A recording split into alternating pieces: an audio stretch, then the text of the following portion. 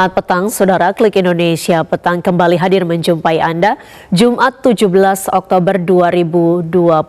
Bersama saya Maya Karim, berikut kami tampilkan dua laporan utama Klik Indonesia Petang hari ini.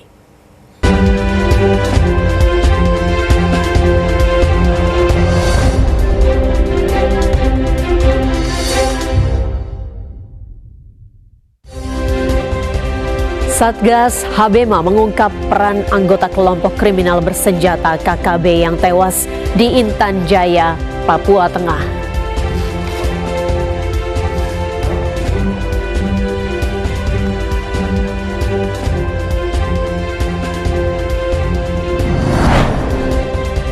Komisi Pemberantasan Korupsi KPK mengerahkan penyidik ke Jawa Timur untuk mengusut kasus dugaan korupsi kuota haji.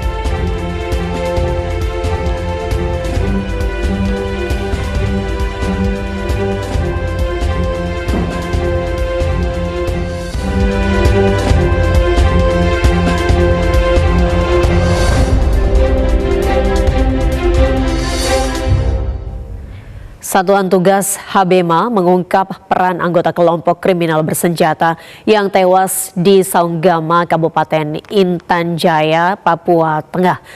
14 anggota KKB yang tewas itu salah satunya adalah Kepala Staf Operasi Kodap 8 Saunggama, Agus Kogoya. Pangkoops Habema Majen TNI Luki Avianto menyatakan peran 14 anggota KKB yang tewas saat terjadi kontak tembak di Kampung Saunggama bervariasi. Dari laporan yang diterima, anggota KKB itu ada yang terlibat dalam serangan di Saunggama, Distrik Hitadipa, tanggal 28 Maret lalu di Zonogo, Distrik Hipadipa, tanggal 14 April, serangan di Titigi, tanggal 30 April dan 1 Mei, di Sugapa, tanggal 27 Mei, dan serangan di Mamba Bawah, tanggal 8 Agustus. Kemudian serangan di Gamagai, Ugimba, tanggal 12 Oktober, penembakan terhadap warga sipil di Kampung Mamba, tanggal 18 Maret, dan di Kampung Wandoga, tanggal 25 Juli. 14 anggota KKB yang tewas itu adalah Kepala Staf Operasi Kodap 8 Saunggama Agus Kogoya, IP Kogoya, Zakaria Kogoya, pelaku penembakan anggota TNI di Mamba Bawah dan Gamagai, Uripinus Wandagau, Sepi Kopogau, Kaus Lawia, Napinus Kogoya, Roni Lawia, Poli Kogoya, Alfa Kobogau, Pisen Kogoya, Meki Murib, dan 2 jenazah anggota KKB yang masih diidentifikasi. Kontak tembak yang terjadi di Kampung Saunggam yang sebelumnya dilaporkan menjadi markas KKB Kodap 8. Kejaksaan Agung mengungkap ada pengembalian hampir 10 miliar rupiah dalam kasus korupsi pengadaan laptop Chromebook. Kejagung enggan membeberkan identitas tersangka yang mengembalikan uang tersebut, tetapi bukan mantan Mendikbudristek Nadiem Makarim. Kejaksaan Agung mengungkap ada pengembalian uang hampir 10 miliar rupiah dalam penyidikan kasus dugaan korupsi pengadaan laptop Chromebook di Kementerian Pendidikan, Kebudayaan, Riset dan Teknologi atau Kemendikbudristek. Kepala Pusat Penerangan Hukum Kapus Penkum Kejagung Anang Supriyatna menginformasikan pengembalian uang dalam bentuk dolar dan rupiah itu dilakukan oleh sejumlah pihak yang bersikap kooperatif. Uang tersebut dikembalikan oleh beberapa pihak yang terlibat dalam proyek pengadaan laptop untuk sekolah. Kapus Penkum Kejagung menyatakan pihak-pihak yang mengembalikan uang tersebut adalah salah satu tersangka, pihak kuasa pengguna anggaran atau KPA, dan dari pihak pejabat pembuat komitmen atau PPK. Namun Kapus Penkum Kejagung Anang Supriyatna enggan membeberkan identitas pihak tersangka yang ikut mengembalikan uang tersebut. Anang menegaskan pengembalian uang hampir 10 miliar itu bukan dari ex-Mendikbudristek saat itu Nadiem Makarim. Kapus Penkum Kejagung Anang Supriyatna menyebut pengembalian uang itu merupakan gabungan dari beberapa tahap pengembalian sebelumnya.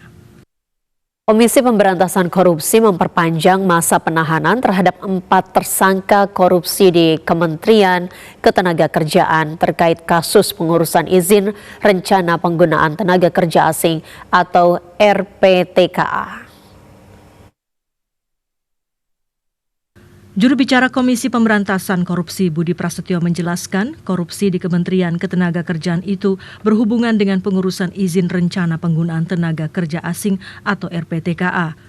4 tersangka yang ditahan itu adalah Koordinator Analisis dan Pengendalian Penggunaan Tenaga Kerja Asing PPTKA, Gatot Widiartono, petugas saluran siaga RPTKA periode 2019-2024, dan verifikatur pengesahan RPTKA di Direktorat PPTKA Kemenaker periode 2024 hingga 2025, Putri Citra Wahyu, analisis tata usaha Direktorat PPTKA periode 2019 hingga 2024, dan pengantar kerja ahli pertama Direktorat PPTKA Kemenaker periode 2024-2025, Jamal Sodikin, serta pengantar kerja ahli muda Kemenaker periode 2018 hingga 2025, Alfa Esat.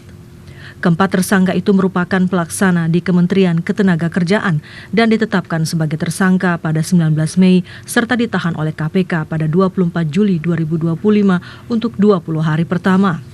Selain itu, KPK juga telah menahan 4 tersangka lainnya pada 17 Juli 2025, yaitu Dirjen Pembinaan Penempatan Tenaga Kerja dan Perluasan Kesempatan Kerja periode 2020 hingga 2023 Suhartono, Direktur Pengendalian Penggunaan Tenaga Kerja Asing periode 2019-2024 Haryanto yang kemudian menjabat Direktur Bina Penta dan PKK periode 2024-2025, Direktur PPTKA Kemenaker periode 2017-2019 Wisnu Pramono, serta Direktur PPTKA Kemenaker periode 2024-2025 Devi Anggraini. Komisi Pemberantasan Korupsi mengerahkan penyidiknya ke Jawa Timur dalam rangka penyelidikan dugaan korupsi kuota haji. Hal itu dilakukan karena Jawa Timur mempunyai banyak biro haji dan juga banyak memiliki penyelenggara haji khusus. Penyidik Komisi Pemberantasan Korupsi terus menelusuri dugaan korupsi kuota haji. Juru bicara Komisi Pemberantasan Korupsi Budi Prasetyo menjelaskan, KPK mengerahkan banyak penyidik ke daerah Jawa Timur. Jawa Timur memiliki banyak biro haji dan juga penyelenggara perjalanan haji khusus, sehingga pengerahan penyidik KPK itu akan mempermudah proses penyelidikan, terutama jika memerlukan pemeriksaan ataupun dokumen sebagai barang bukti. Pemeriksaan di Jawa Timur itu adalah karena banyak PIHK yang berlokasi di Jawa Timur itu. Nah, jadi supaya pemeriksaan pemanggilan kepada para saksi juga menjadi lebih efektif. Karena kalau banyak di Jawa Timur misalnya, kalau kita panggil ke Jakarta, ya mereka pasti akan berbondong-bondong ke Jakarta. Kalau nanti ada kekurangan dokumen atau bukti lain yang dibutuhkan oleh penyidik, maka saksi harus balik dulu ke Jawa Timur terus balik ke Jakarta. Itu tentu tidak efektif. Sebelumnya, Komisi Pemberantasan Korupsi tengah menelusuri ratusan biro haji yang menerima jatah terbanyak atas pembagian tambahan kuota haji di Kementerian Agama periode 2023 hingga 2024. Diperkirakan ada 400 agen perjalanan haji yang menerima kuota tambahan tersebut. Pemerintah mengumumkan stimulus ekonomi terbaru. Pengumuman stimulus ini bernilai total 30 triliun rupiah dan berikut pernyataan Menko Perekonomian Erlangga Hartarto saat mengumumkan stimulus ekonomi di kantor Pos Indonesia Cikini, Jakarta Pusat. Hari ini ada program tersebut. Yang pertama terkait dengan bantuan langsung tunai.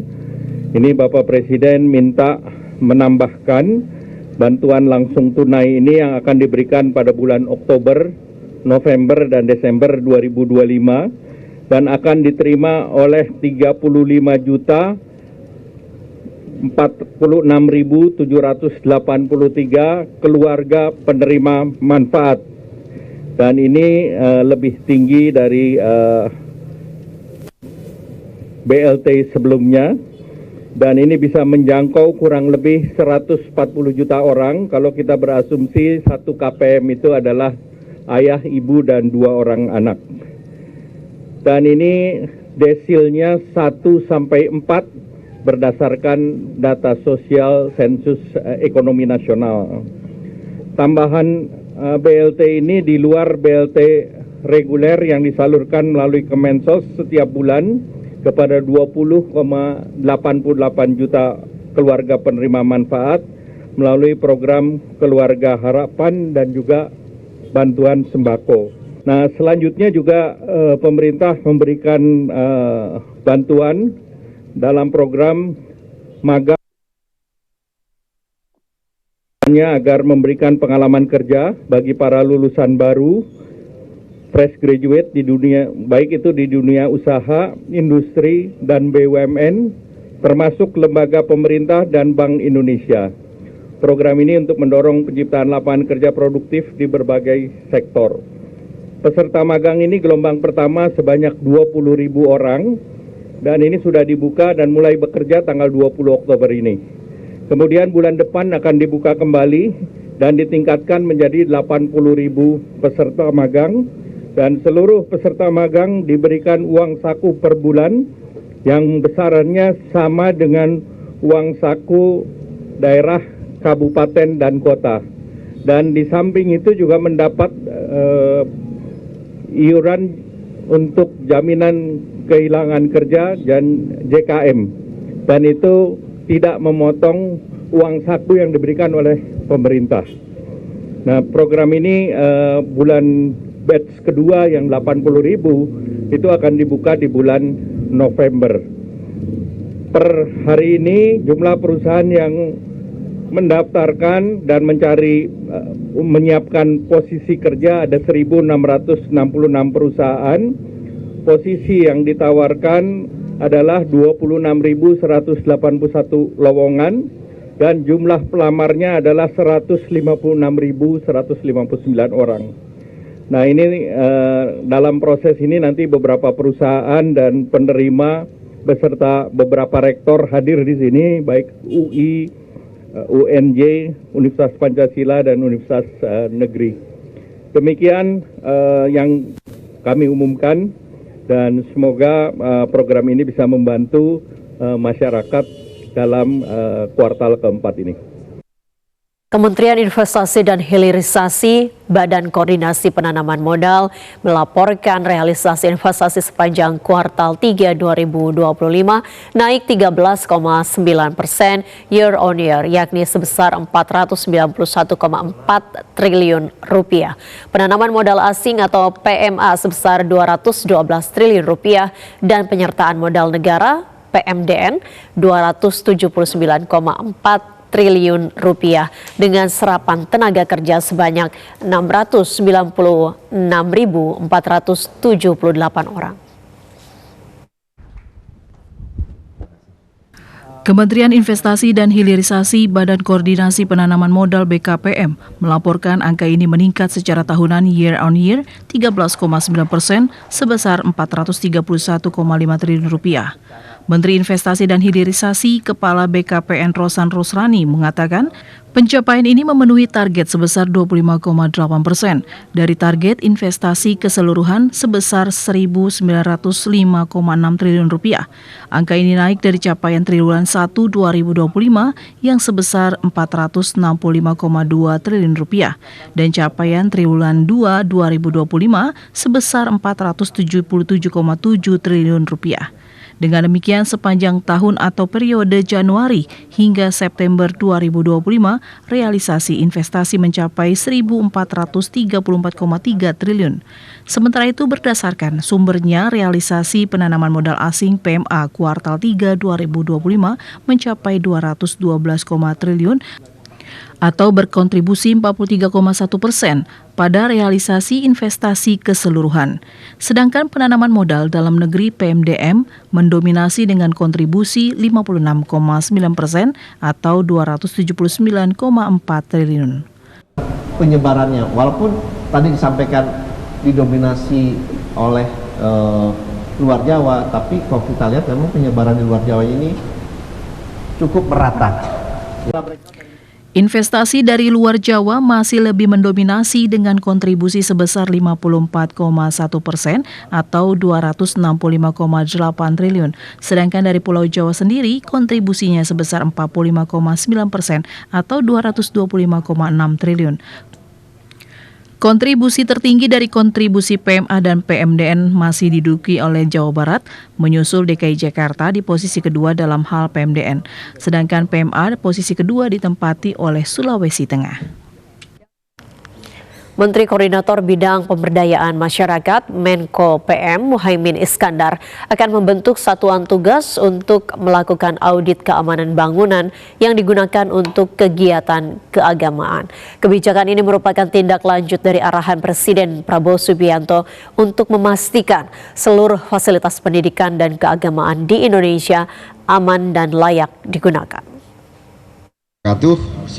Selamat siang, salam sejahtera. Menteri Koordinator Bidang Pemberdayaan Masyarakat Menko PM Muhaimin Iskandar menyatakan, Satgas ini dibentuk untuk memastikan rasa aman dalam setiap kegiatan keagamaan. Menko PM menyebutkan langkah perbaikan fasilitas dan infrastruktur tidak hanya untuk pondok pesantren Ponpes Al-Hozini usai bangunan roboh, tetapi juga berbagai yayasan pelayanan publik keagamaan seperti tempat ibadah, panti asuhan, dan lembaga pelayanan pendidikan. Caimin menjelaskan program pemerintah tidak hanya berfokus pada audit keamanan bangunan, tetapi juga akan memberikan pendampingan dalam hal perizinan dan peningkatan kapasitas sumber daya manusia, termasuk pelatihan keterampilan untuk santri. Kami akan membentuk satuan tugas yang menyatukan antara tujuan kenyamanan belajar berkegiatan keagamaan dengan sarana dan prasarana yang lebih sesuai dengan undang-undang dan peraturan yang memberikan rasa aman. Menko PM Muhaimin Iskandar mengatakan pemerintah juga akan memberikan pelatihan dan sertifikasi keterampilan konstruksi kepada santri berusia minimal 18 tahun. Pelatihan tersebut tidak hanya diberikan kepada santri, tetapi juga dapat diikuti oleh masyarakat umum yang terlibat dalam pengelolaan lembaga pendidikan keagamaan. Sejumlah informasi lainnya akan kami sampaikan usai jeda berikut ini. Tetaplah bersama kami.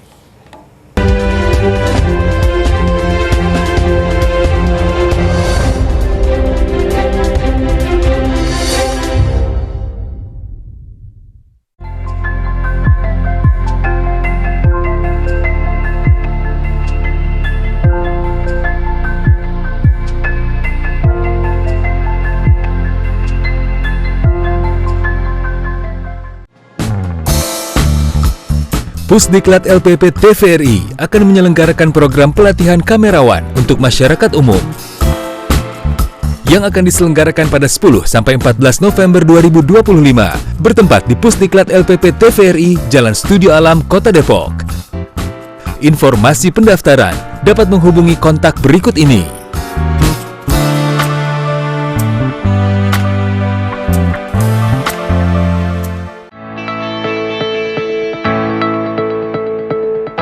Sebagai media pemersatu bangsa, TVRI bertekad menyuguhkan tayangan bermutu untuk memenuhi kebutuhan informasi dan hiburan yang kami kemas dalam 4 kanal siaran. TVRI Nasional, TVRI World, TVRI Sport,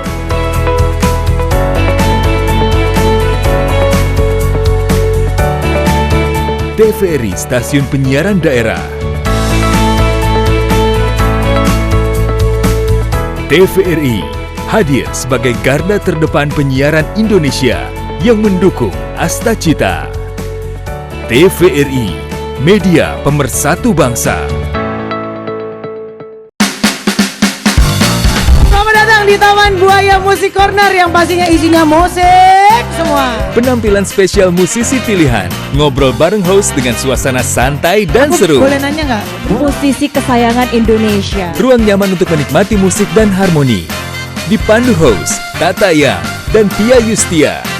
Taman Buaya Music Corner setiap minggu pukul 21.30 waktu Indonesia Barat.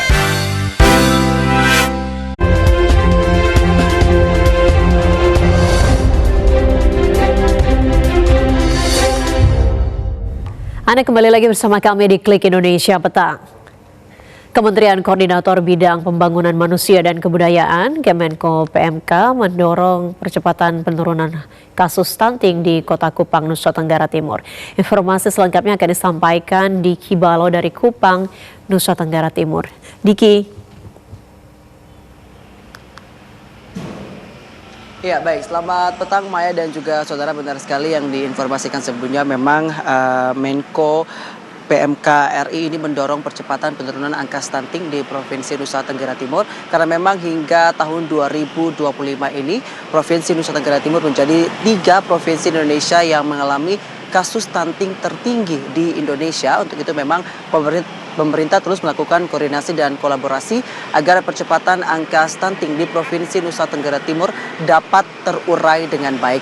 Untuk Kota Kupang sendiri, Maya, dapat kami informasikan memang ini pemerintah terus melakukan langkah preventif untuk mengedukasi masyarakat terkait dengan cara pencegahan stunting yang baik dan benar. Dalam hal ini memang tadi sekitar pukul 10 sampai dengan 12 waktu Indonesia Tengah ini Deputi Bidang Peningkatan Kualitas Kesehatan Menko PMK RI Profesor Sukadiono ini mengunjungi Kota Kupang untuk mendorong percepatan penurunan angka stunting di Kota Kupang seperti itu. Dapat kami informasikan dalam kunjungan kerjanya hari ini, ia melakukan beberapa kunjungan kerja ke Posyandu yang ada di Kota Kupang.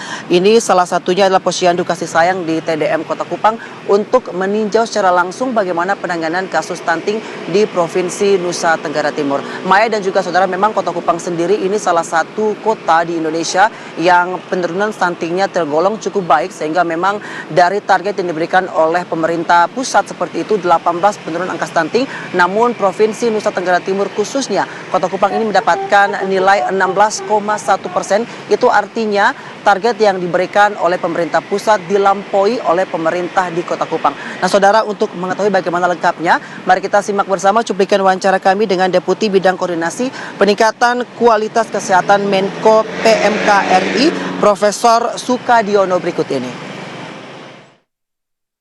PMK mendapat tugas dari Pak Menko untuk memantau ya.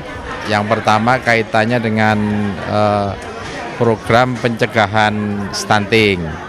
Karena di Provinsi NTT ini masih menjadi salah satu provinsi dengan prevalensi stunting yang sangat tinggi ya, 37% lebih.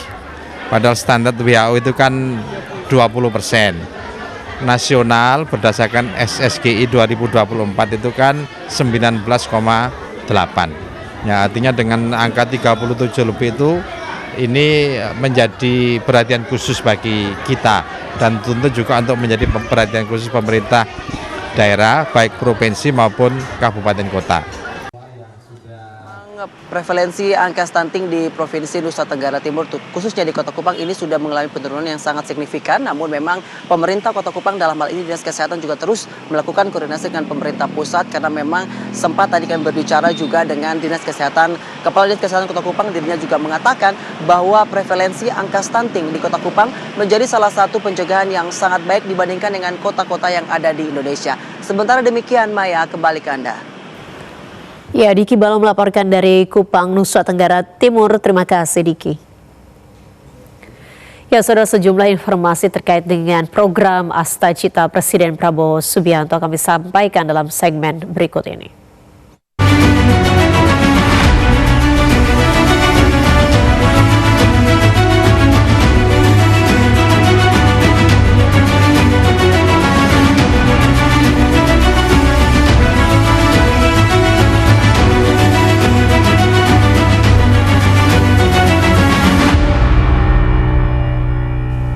Wakil Ketua DPR RI Cucun Ahmad Syamsurizal mendesak Badan Gizi Nasional agar mencopot Satuan Pelayanan Pemenuhan Gizi yang tidak menjalankan standar operasional prosedur sesuai dengan perjanjian. Dalam waktu dekat, pihaknya akan melakukan rapat dengan Badan Gizi Nasional untuk membahas SPPG yang menyebabkan penerima manfaat keracunan. Yang di Komisi 1 apalagi?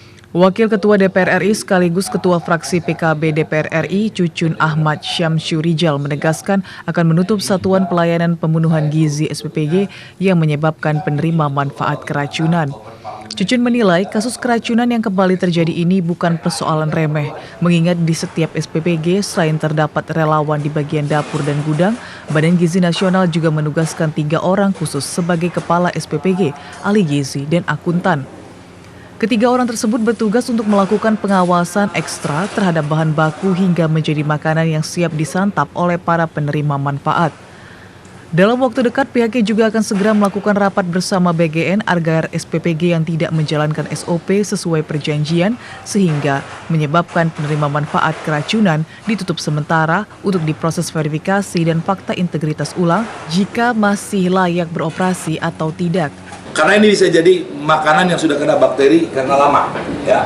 Nah, terjadi keracunan lagi ini, tugas saya juga pengawasan, saya akan cek ulang, ya. Kalau sudah kejadian kayak demikian, bukan hanya ini, harus segera BGN tutup itu dulu, perbaiki, kalau mau dibuka, lakukan verifikasi dan fakta integritas ulang, fakta integritas ulang dengan dapur-dapur yang ada di seluruh Indonesia ini.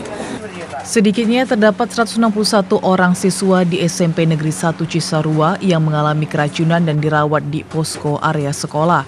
Para siswa yang mengalami keracunan juga dilarikan ke lebih dari 7 rumah sakit dan klinik di kawasan Bandung Barat. Dari Kabupaten Bandung, Rian Agustian, TVRI Jawa Barat melaporkan. Kapolri Jenderal Polisi Listio Sigit Prabowo melakukan groundbreaking 27 Satuan Pelayanan Pemenuhan Gizi SPPG dan meresmikan 32 SPPG Polda Jawa Tengah hari ini. Kapolri Jenderal Pol Listio Sigit Prabowo menegaskan, Polri sejak awal terus berkomitmen untuk mengawal seluruh kebijakan dari Presiden Prabowo Subianto. Salah satu diantaranya adalah program makan bergizi gratis MBG. Pernyataan ini disampaikan Kapolri usai groundbreaking 27 Satuan Pelayanan Pemenuhan Gizi SPPG dan meresmikan 32 SPPG Polda Jawa Tengah. Sampai dengan saat ini Polri telah memiliki 672 SPPG dengan total estimasi penerimaan manfaat mencapai kurang lebih 2.352 orang serta menyerap tenaga kerja sebanyak 33.600 orang. Dari SPPG tersebut terdapat 159 SPPG telah beroperasional, 115 SPPG masih dalam tahap persiapan operasional, 371 SPPG dalam tahap pembangunan, dan 27 SPPG baru saja dilakukan groundbreaking. Kedepan Polri menargetkan pembangunan 1.500 SPPG. Pada kegiatan ini dilaksanakan juga peresmian 32 SPPG di wilayah Polda Jateng yang diproyeksikan mampu menjangkau 97.622 penerima manfaat dan menyerap 1.541 tenaga kerja. Kapolri juga menginstruksikan seluruh dapur yang dikelola Polri untuk benar-benar memperhatikan seluruh SOP menyiapkan makanan untuk para penerima manfaat. Hal ini bertujuan agar tidak terjadi hal yang tidak diinginkan. Kalau total beras. Sejumlah dapur Satuan Pelayanan Pemenuhan Gizi SPPG di Lamongan, Jawa Timur menyiapkan makanan kesukaan Presiden Prabowo Subianto, yakni nasi goreng untuk merayakan hari ulang tahun Presiden. Para siswa menyambut dengan gembira menu makanan MBG tersebut. Seperti inilah saat petugas Satuan Pelayanan Pemenuhan Gizi SPPG Made Lamongan, Jawa Timur mengantarkan menu makan bergizi gratis spesial ulang tahun Presiden Prabowo Subianto di SD Negeri 4 Made. Menu MBG spesial ulang tahun Presiden kali ini adalah nasi goreng yang menjadi makanan favorit Presiden Prabowo. Para siswa mengaku senang dan menyukai menu nasi goreng yang disediakan oleh pihak SPPG. Selain itu, para siswa juga mengaku kaget karena nasi goreng merupakan makanan favorit sang presiden. Kepala Sekolah SD Negeri 4 Made, Salamah, mengatakan jika sebanyak 534 siswa di sekolahnya menjadi penerima makan bergizi gratis dari presiden. Pihaknya juga menyatakan menu nasi goreng kali ini sangat disukai oleh para siswa karena menjadi makanan favorit presiden. Hari ini nasi goreng kesukaannya Pak Prabowo gimana rasanya? Enak. Ada nasi goreng, tempe goreng, telur ceplok, saus barbeque sama timun, kerupuk, susu dan salad. Alhamdulillah luar biasa, anak-anak juga suka. Selamat ulang tahun Pak Prabowo, semoga panjang umur, sehat selalu dan selalu dalam lindungan Allah Subhanahu wa taala.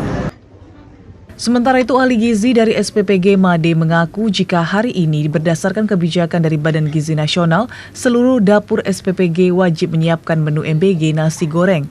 Ia pun bersyukur karena seluruh siswa lahap dan menyukai menu yang disediakan. Ya, dari kebijakan dari BGN, karena hari ini ulang tahunnya Pak Prabowo dan kebetulan nasi goreng adalah menu kesukaan beliau, jadi kita menyediakan khusus menu hari ini adalah menu nasi goreng. Baik siswa, guru maupun SPPG berharap di hari ulang tahun Presiden Prabowo Subianto bisa menjadi pemimpin yang dapat membawa kemajuan untuk negara, serta berharap program makan bergizi gratis dapat terus dilaksanakan. Dari Lamongan, Haris Sektiono, TVRI melaporkan.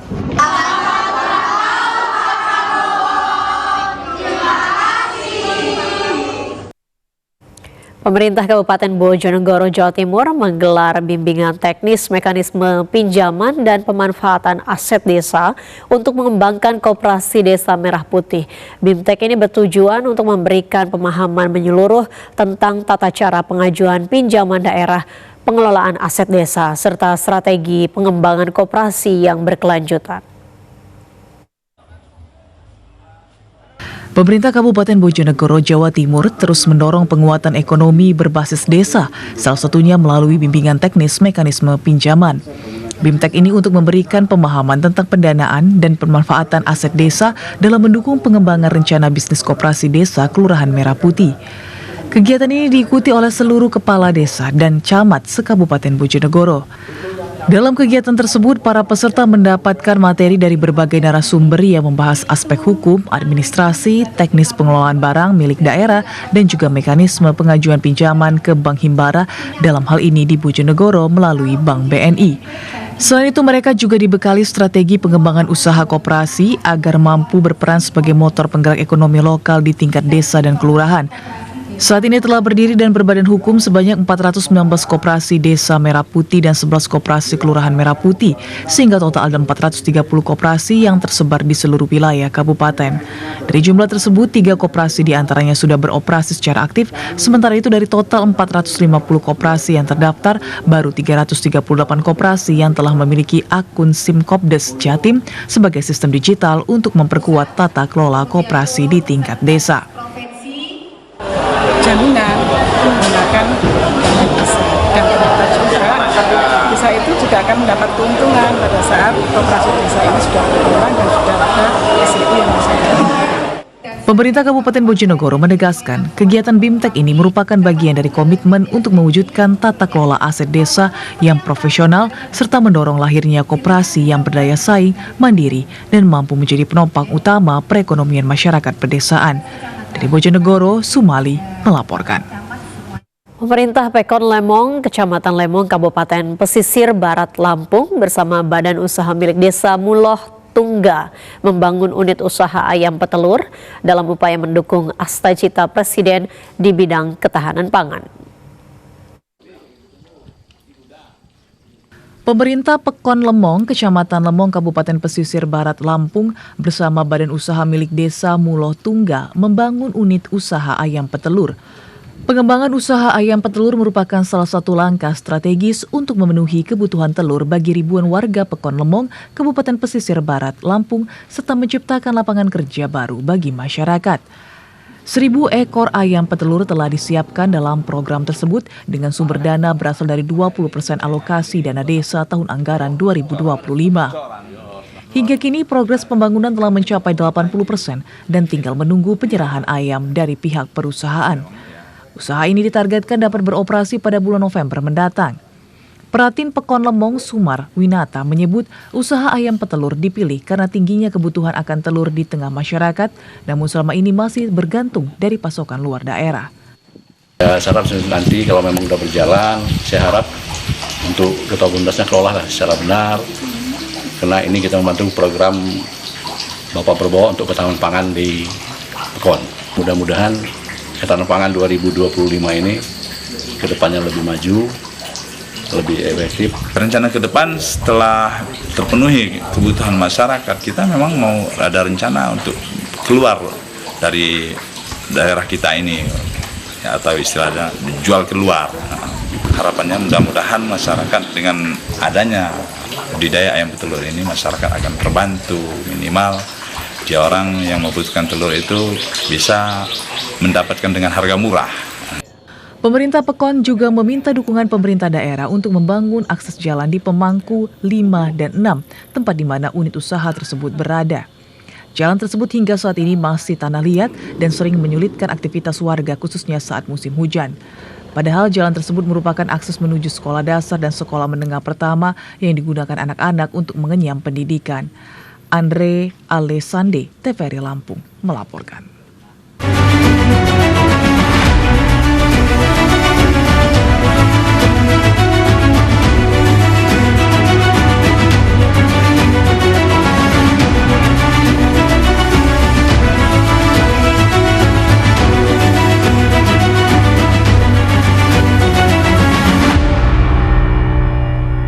Sejumlah pejabat negara menyampaikan ucapan selamat ulang tahun kepada Presiden Prabowo Subianto yang kini berusia 74 tahun. Para pejabat negara juga menyampaikan doa dan harapan mereka di hari ulang tahun Presiden Prabowo. Sejumlah pejabat negara menyampaikan harapan mereka dan ucapan selamat ulang tahun kepada Presiden Prabowo Subianto yang kini berusia 74 tahun. Di antaranya Menteri Pertahanan Syafri Samsudin dan Ketua Majelis Syuro Partai Keadilan Sejahtera Sohibul Iman. Menteri Pertahanan Syafri Samsudin menyatakan Presiden Prabowo telah banyak berkontribusi kepada bangsa selama menjadi Presiden Republik Indonesia. Kita sama-sama berdoa semoga Pak Prabowo bisa diberi kekuatan, diberikan perlindungan kepada Allah Subhanahu wa taala. Ya, terima kasih ya. Ketua Dewan Syuro Partai Keadilan Sejahtera atau PKS Muhammad Sohibul Iman juga turut mendoakan kebaikan bagi Presiden Prabowo. Dengan 1 tahun. Saya kira saya sepakat dengan Pak Sapri ya, bahwa selama ini yang dilakukan oleh Pak Prabowo sangat concern dengan persoalan masyarakat dan saya kira program-program beliau secara prinsip sangat bagus. Bahwa ada permasalahan dalam implementasi, saya kira kami juga sebagai bagian dari koalisi punya tanggung jawab untuk kemudian memperbaiki dalam pelaksanaan di lapangannya. Misalnya Bapak MBG, kami insya Allah di DPR terus memberikan masukan-masukan di Komisi 9 ya, Komisi 9 tentang perbaikan itu, atau juga pada koperasi dan sebagainya. Saya kira substansi kebijakannya bagus, bahwa ada masalah di implementasi, itu adalah tugas kami anggota koalisi untuk lebih menyempurnakan, lebih memperbaiki di lapangan. Tidak hanya itu, pimpinan MPR RI dan DPR RI mengucapkan selamat ke Presiden Prabowo Subianto. Ketua MPR RI Ahmad Muzani mengucapkan selamat ulang tahun kepada Kepala Negara melalui keterangan dari unggahan akun Instagram resminya @ahmadmuzani2. Selain Ketua MPR RI Ahmad Muzani, Wakil Ketua DPR RI Sufmi Dasko Ahmad juga menyampaikan ucapan selamat kepada Presiden Prabowo Subianto. Ia berharap Presiden Prabowo Subianto dalam kondisi sehat dan tidak kena lelah untuk berjuang demi bangsa dan negara. Sejumlah informasi lainnya akan kami hadirkan usai jeda berikut ini.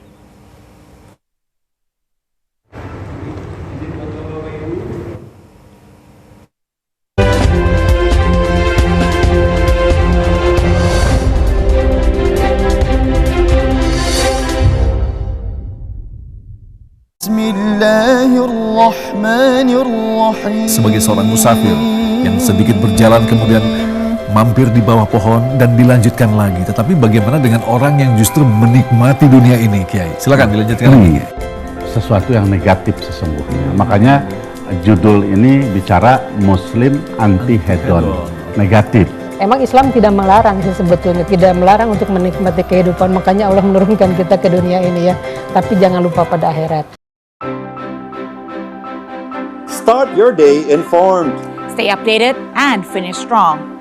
Only on TVRI World. Start your day with clarity and insight.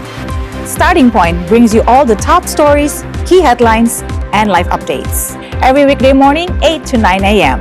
Know what's happening and why it matters.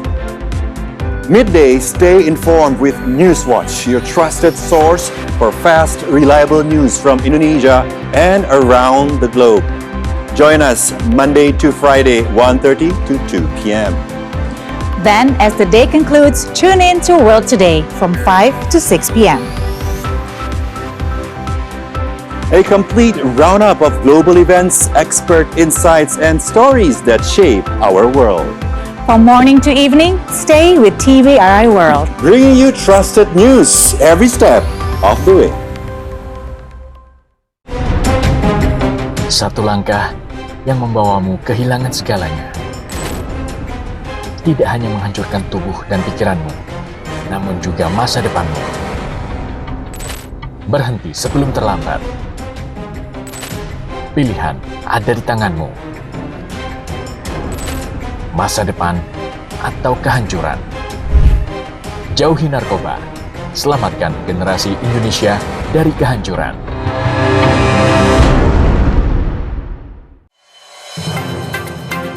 Cerita dari berbagai penjuru negeri mengangkat informasi tentang isu sosial, budaya, dan ekonomi. Sebuah potret inspiratif yang mengedukasi dari wilayah Indonesia. Saksikan feature PSO LKBN Antara setiap Kamis pukul 20 waktu Indonesia Barat.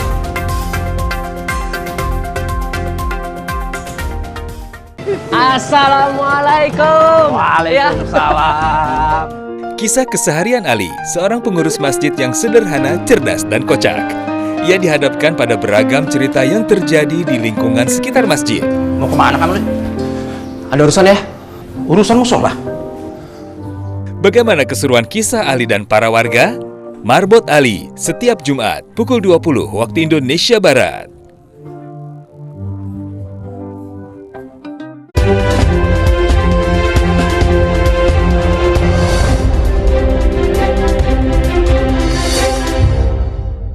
Anda kembali lagi bersama kami di Klik Indonesia Petang. Menteri Usaha Mikro Kecil dan Menengah Maman Abdurrahman mendorong kebijakan usaha mikro kecil dan menengah atau UMKM di Indonesia untuk diarahkan ke sektor pariwisata. Menteri Usaha Mikro Kecil dan Menengah UMKM RI Maman Abdurrahman menekankan pentingnya mengarahkan kebijakan UMKM ke sektor pariwisata. Hal ini disampaikan Menteri UMKM pada acara The FAB Tourism Gastronomy Destination International Conference atau Konferensi Internasional tentang Pariwisata, Gastronomi, dan Destinasi Wisata yang digelar Institut Pariwisata Trisakti di Bali Nusa Dua Convention Center, Kabupaten Badung, Bali. Selain itu, untuk penyaluran kredit usaha rakyat KUR tahun 2026, pihaknya juga akan memfokuskan ke sektor pariwisata sehingga langkah ini diharapkan mampu mempercepat pertumbuhan UMKM di sekitar 6.000 desa wisata yang tersebar di seluruh Indonesia. Dari Kementerian UMKM bisa mendorong arah kebijakan kita ke sektor pariwisata. Dan betul tadi dibilang oleh Mas bahwa ada kurang lebih sekitar 6.000-an tuh daerah wisata, desa wisata, tapi tentunya kita harus realistis dan tidak mungkin kita langsung memulai dengan 6.000 gitu. Nah, ini yang lagi mau kita rumuskan bersama-sama dengan Kementerian Pariwisata. Kita akan mulai yang mana dulu nih? Mungkin nanti akan kita buat beberapa skala prioritas daerah-daerah mana dulu. Sementara itu, Institut Pariwisata Trisakti telah melakukan upaya pembinaan sejumlah desa wisata hingga akhirnya berhasil meningkatkan pendapatan masyarakat. Sudah ada beberapa desa yang kami bina, alhamdulillah justru lebih meningkatkan income-nya, pendapatan di desa tersebut, yang juga memberikan kesempatan dosen dan mahasiswa untuk juga bisa berperan membantu percepatan desa wisata, khususnya apalagi kalau desa tersebut di sekitar kami di Jakarta. Kebetulan kami di pariwisata Trisakti adanya di Jakarta. Mengusung tema membentuk masa depan pariwisata yang berkelanjutan dan tangguh, konferensi ini menghadirkan sesi paralel yang menampilkan hasil riset dari berbagai negara, workshop interaktif, dan forum diskusi antara akademisi hingga pelaku usaha serta pemerintah. Konferensi diharapkan dapat menggali gastronomi sebagai alat diplomasi budaya dan ekonomi, sekaligus memperkuat ketahanan sektor pariwisata di tengah tantangan global. Indra Wijaya, TVRI Bali, melaporkan. Lembaga Riset Purnomo Yusgiantoro Center bersama Pusat Studi Energi Universitas Gadjah Mada merekomendasikan pemerintah membentuk lembaga independen di sektor ketenagalistrikan. Hal itu sebagai upaya penguatan tata kelola listrik nasional menuju aksesi Organization for Economic Cooperation and Development atau OECD. Tahap technical review atau review teknis. Lembaga Riset Purnomo Yusgiantoro Center bersama Pusat Studi Energi Universitas Gadjah Mada merekomendasikan pemerintah membentuk lembaga independen ketenagalistrikan yang bertanggung jawab kepada Presiden. Hal itu sebagai upaya memastikan transparansi, efisiensi, dan iklim usaha ketenagalistrikan yang sehat. Ketua Umum Purnomo Yusgiantoro Center, Filda Yusgiantoro menyatakan, sektor ketenagalistrikan menjadi tulang punggung utama dari pembangunan ekonomi. Sehingga dalam proses aksesi Organisasi Kerjasama dan Pembangunan Ekonomi OECD, Indonesia perlu memperkuat tata kelola ketenagalistrikan. Kita tahu bahwa sektor ketenagalistrikan ini adalah tulang punggung dari pembangunan ekonomi dan menjadi fondasi utama bagi daya saing industri Indonesia, terutama dengan adanya transisi menuju energi bersih. Sementara itu, Kepala Pusat Studi Energi UGM, Profesor Sarjia menyatakan, tata kelola ketenagalistrikan yang baik akan menarik minat dan realisasi investasi serta memberikan keadilan tarif. Tata kelola ketenagalistrikan menjadi sangat penting, yang kemudian diharapkan tadi investor akan tertarik. Kemudian kalau dari sisi pelaku bisnis, misalnya dari sisi PLN atau Wilus atau yang lain, bagaimana tarif itu kemudian ditetapkan untuk memastikan revenue requirement mereka itu bisa dipenuhi. Indonesia resmi menjadi negara kandidat aksesi Organisasi Kerjasama dan Pembangunan Ekonomi OECD pada Mei 2024. Pemerintah menargetkan proses aksesi OECD dapat selesai dalam waktu 3 hingga 4 tahun.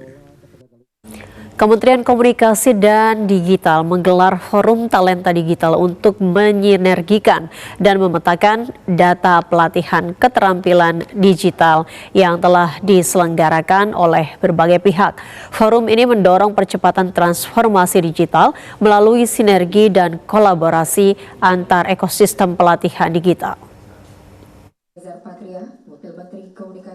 Wakil Menteri Komunikasi dan Digital Nezar Patria menekankan penting dan perlunya pemetaan data pelatihan keterampilan dan talenta digital.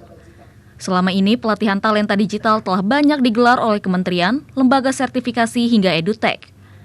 Nezar menyatakan kegiatan tersebut berjalan baik yang artinya pertumbuhan talenta digital berjalan cepat. Namun diperlukan sinergi data baik jumlah peserta yang telah dilatih maupun materi atau hal yang telah diberikan dalam pelatihan.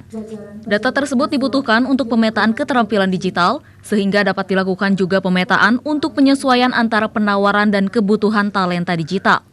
Melalui Forum Talenta Digital Komdigi, Kementerian Komdigi bersama mitra global, lembaga sertifikasi dan edutech global dan lokal mensinergikan data pelatihan talenta digital.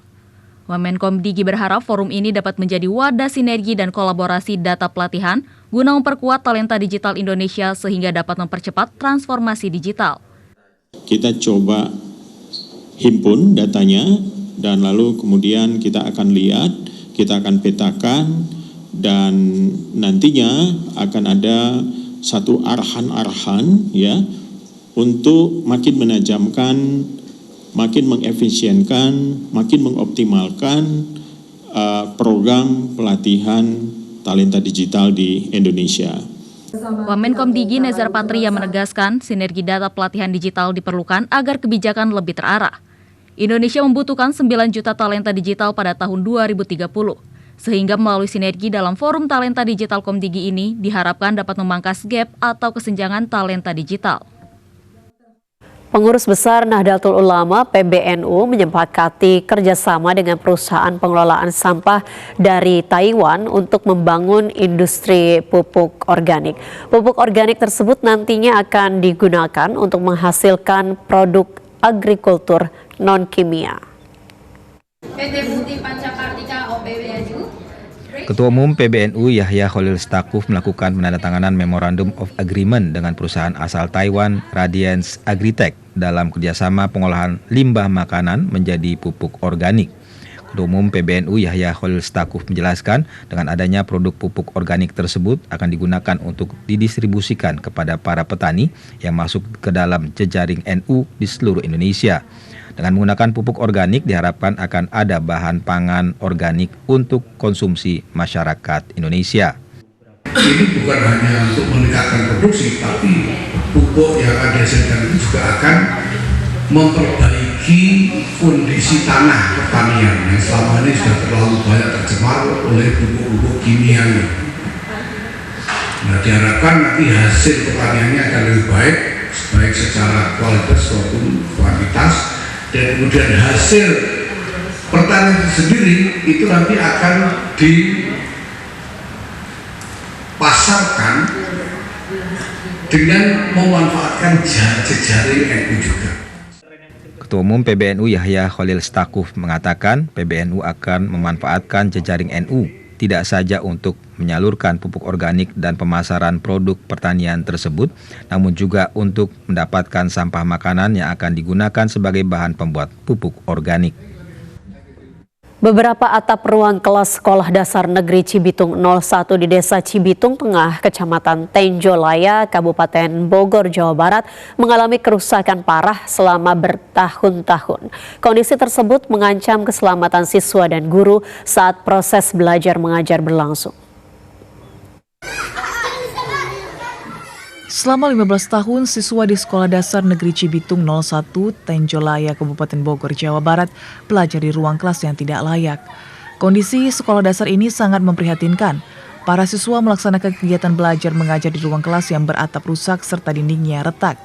Sedikitnya ada 5 ruang kelas yang kondisinya sangat memprihatinkan, bahkan atap sejumlah ruang kelas nyaris ambruk.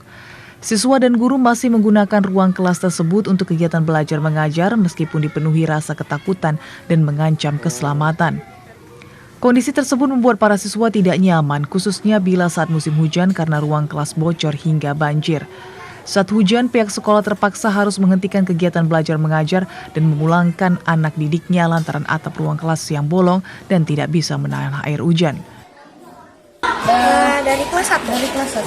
Khawatirnya takutnya lagi belajar tiba-tiba ambruk gitu. Banjir, bocor juga dari atas. Saya harap sih pemerintah terjun langsung juga Pak ke sekolah, memantau memang betul-betul bahwa sekolah itu memang butuh gitu.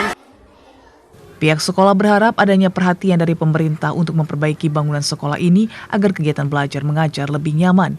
Dari Bogor, Sultani, TVRI Jakarta melaporkan. Laut di pesisir Bandar Lampung kian mengkhawatirkan. Limbah dari kapal-kapal besar dan tumpukan sampah yang mencemari perairan membuat hasil tangkapan ikan menurun drastis dan memaksa nelayan berlayar lebih jauh demi mendapatkan hasil. Nelayan pesisir Bandar Lampung mengeluhkan penurunan hasil tangkapan yang tajam seiring munculnya pencemaran laut di beberapa titik pesisir. Para nelayan menyatakan kandungan limbah mulai dari tumpukan sampah plastik hingga noda hitam mirip oli membuat ikan sulit ditemukan di perairan dekat pantai. Kondisi ini membuat mereka terpaksa melaut lebih jauh dan menanggung biaya operasional lebih tinggi. Nelayan menduga salah satu penyebab utama adalah pembuangan limbah dari kapal besar yang melintas dan aktivitas lain di laut, termasuk aliran sampah dari daratan yang terseret ke pesisir. Beberapa kasus pencemaran di Lampung sebelumnya menunjukkan bercak hitam, menyerupai oli, dan timbunan sampah plastik yang menutupi garis pantai, sehingga dugaan sumber limbah menjadi perhatian warga dan aktivis lingkungan. Salah seorang nelayan di Bandar Lampung, Dori, mengatakan perubahan kualitas laut itu sangat terasa dari hari ke hari. Ia berharap pemerintah dapat membantu mengatasi masalah tersebut. Ya beda Pak, beda sekali. Dulunya banyak, sekarang mengurangi karena dia ikannya ke bawah, karena limbah jadi jauh katanya. Tempat pencarian ikan itu kan banyak situ di tengah, cuman kalau ada limbah kan dia ke tengah lagi. Malah kita orang kan susah lagi cari ikannya. Ya gimana, tetap terganggu Mas, terganggu sama limbah-limbah kapal, itu kan ya ikan-ikan jauh kan.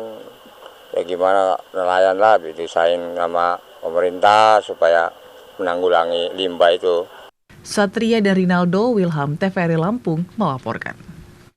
Alpukat Siger, buah endemik Kabupaten Lampung Timur, Provinsi Lampung, kini semakin banyak dibudidayakan warga sebagai penopang perekonomian ketahanan pangan. Setiap hektarnya petani mampu meraup keuntungan hingga ratusan juta rupiah. Warga Desa Gunung Mas, Kecamatan Margas Kampung, Kabupaten Lampung Timur, Provinsi Lampung, kini ramai membudidayakan tanaman buah alpukat jenis mentega varietas lokal yang diberi nama alpukat Siger. Dari budidaya alpukat siger ini, warga desa kini mendapatkan banyak keuntungan. Para petani mendapat penghasilan hingga puluhan juta rupiah setiap bulannya dari pemasaran bibitnya. Sementara di waktu panen, petani alpukat memperoleh hasil 100 hingga 500 juta rupiah pada setiap hektarnya. Budidaya buah ini telah dimulai sejak 10 tahun silam pada 2015. Awalnya seorang petani bernama Anto Abdul Muthalib menemukan alpukat varietas baru setelah ia berupaya melakukan kawin silang terhadap berbagai jenis alpukat lokal unggulan. Tanaman alpukat tersebut ditanam olehnya untuk merehabilitasi lahan kawasan di Register 38 Gunung Balak, Kecamatan Sekampung Udik. Kini tanaman buah itu telah berkembang menjadi tanaman penopang perekonomian warga. Dan kalau udah kita perlakukan wujud seperti ini, nanti kita tunggu di setengah bulan itu ya. Setengah bulan, udah bulan itu kita buka sungkupannya nanti. Habis itu kita tinggal nunggu tunasnya itu. Dan kalau udah tunas, nah kita baru melakukan perawatan selanjutnya, yaitu mengganti wadah atau media polybagnya. Kalau hambatan ini yang dikeluhin oleh petani ini masalah transportasi jalan Pak, yang jelas itu. Karena banyak yang nanam di kebun untuk panen curah hujan seperti ini, kayaknya bawahnya alpukat ini kan sangat rawan karena kulitnya tipis. Jadi dia orang pakai motor bawa alpukat, jalannya terlalu parah. Akhirnya dia jatuhlah di situ. Para petani di desa ini mengaku masih merasa kesulitan untuk memasarkan hasil panennya secara maksimal. Mereka mengeluhkan akses menuju dan keluar desa masih dalam kategori tidak layak. Jalan yang setiap hari harus dilalui masih terdapat banyak lubang dan kerusakan. M. Hanaim, TVRI Lampung, melaporkan. Berikut kami sampaikan perakiraan cuaca kota-kota besar di tanah air yang berlaku mulai besok pukul 7.